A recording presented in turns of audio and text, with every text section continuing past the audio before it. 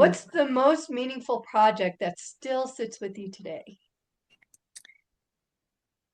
Oh, there's been a lot of them. I've been Great, we able, have time. Give us yeah. a couple. Uh, so a few years ago, when we lived in our old neighborhood, is actually right after we moved out of our neighborhood.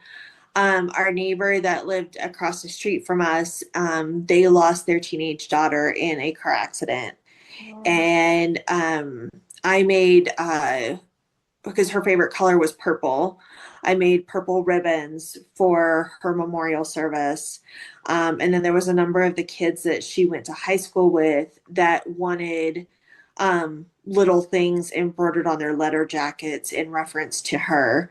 And so, actually, one of the test stitches I had done for one of those that had her name on it. Before I actually stitched on the letter jacket, I actually still have hung up in my workspace.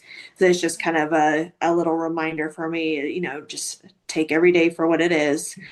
Um, and so there was that one. Um, and then there's been two that I've made. I've taken images of one was a baby and one was a toddler who had passed away. And I took pictures of them and took them and, added wings and made it look like they were on a cloud. One was a sweatshirt for the mom, and the other one was an ornament for the family. Um, so those always stick with me a little bit more than other ones do, but there's some that are a little bit tougher. yeah. Those are definitely, they're dark in a way because unfortunately we've lost some beautiful people and children, and so those have to be hard. And then on the flip side is we can't do anything about bringing them back, but with your work, you are keeping a piece of their memory on whatever you're stitching forever, because those things just don't fade and they don't crumble. That is part of their memory going forward, which is so beautiful. Thank you for sharing that. I was, I don't know if there's a flip side, if there's any like jubilant things that stick in your mind, but of course, those very heartfelt ones will always be there before anything else.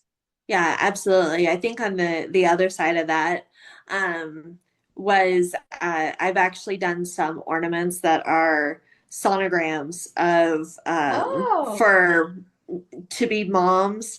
uh-huh. And there was the very first one I did was actually for a dual military couple, and he was deployed up until right before the baby was born.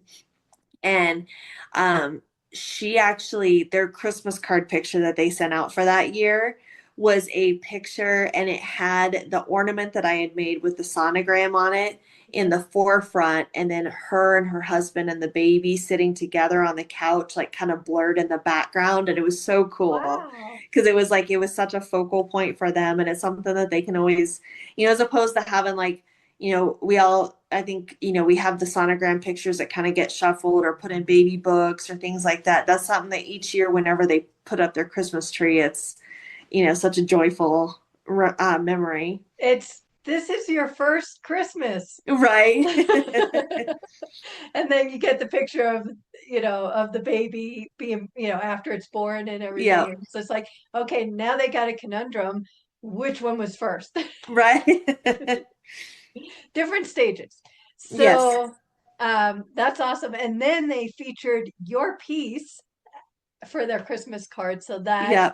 that's another testament to the work you're doing and the lives you're touching and making an income out of it, Yeah, which is absolutely. all great. So now, do you have? You're no longer hand stitching, or are you? I You have some still, machines? right. I still get orders every once in a while that are for hand stitched, that they want the hand stitched ornaments and things like that. So I still do them from time to time. I just don't get requests for them very often, but I don't advertise them very much either.